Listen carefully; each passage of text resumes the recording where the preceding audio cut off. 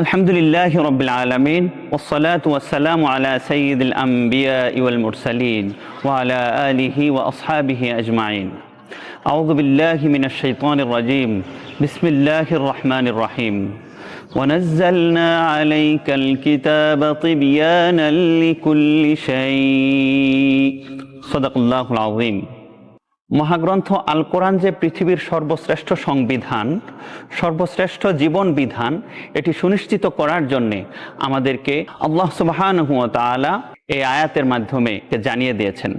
মহাগ্রন্থ আল কোরআনের মধ্যে রয়েছে সকল বিষয়ের সুস্পষ্ট বর্ণনা। সুতরাং মহাগ্রন্থ আল কোরআন শুধুমাত্র একটি ধর্মীয় কিতাব নয়। মহাগ্রন্থ আল কোরআনে রয়েছে সামাজিক জীবনের সমস্ত সমস্যার সমাধান, পারিবারিক জীবনের সমস্ত সমস্যার সমাধান, রাজনৈতিক জীবনের সমস্ত সমস্যার সমাধান, রাষ্ট্রীয় জীবনের সকল প্রকার সমস্যার সমাধান এই কোরআনের মাধ্যমে আল্লাহ তাআলা দিয়েছেন। এই কোরআনকে শুধুমাত্র আমরা একটি ধর্মীয় কিতাব হিসেবে গ্রহণ করলে কোরআনের শান এবং কোরআনের হক এটাকে আমরা সীমাবদ্ধ করে ফেলব। কারণ এই কোরআনের মাধ্যমে আল্লাহ সুবহানাহু ওয়া তাআলা বিজ্ঞান চর্চার কথা বলেছেন। এই কোরআনের মধ্যে আল্লাহ সুবহানাহু ওয়া তাআলা ঐতিহাসিক ইতিহাস আলোচনা করেছেন। এই কোরআনের মধ্যে আল্লাহ সুবহানাহু ওয়া তাআলা আমাদেরকে নোবেল বিভিন্ন ধরনের চমৎকার চমৎকার ঘটনা আল্লাহ তাআলা আমাদেরকে শিক্ষা দিয়েছেন। যে সমস্ত ঘটনার মধ্যে আল্লাহ সুবহানাহু ওয়া তাআলা আমাদেরকে অনেক প্রকারের শিক্ষা দিয়েছেন, সেই সাথে আমাদের জীবনের জন্য অনেক পাথেয় এই কোরআনের মধ্যে আল্লাহ দিয়েছেন।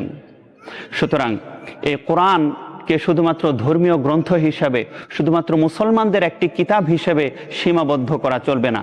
এটা গোটা পৃথিবীর সমস্ত মানুষের জন্যে, শুধুমাত্র মুসলিম নয়, সকল প্রকার ধর্ম বর্ণ নির্বিশেষে মানুষ এবং ইনসানের জন্য এই কোরআন একটি শ্রেষ্ঠতম সংবিধান। সুতরাং আমরা এই মহাগ্রন্থ আল কোরআন থেকে নিজের জীবনের প্রত্যেকটা সমস্যার সমাধান করার চেষ্টা করব।